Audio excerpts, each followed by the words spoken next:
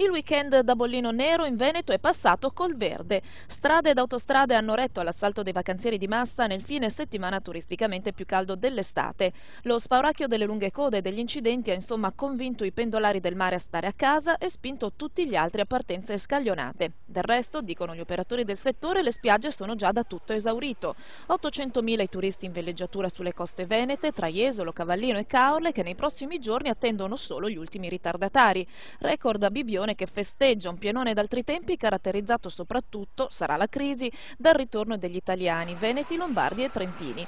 Niente mete esotiche ed estere quindi, si punta alla vacanza quasi a chilometro zero. Il bollino rosso in questo fine settimana l'hanno meritato però gli automobilisti alle prese col nuovo codice della strada entrato in vigore nell'indifferenza generale venerdì scorso.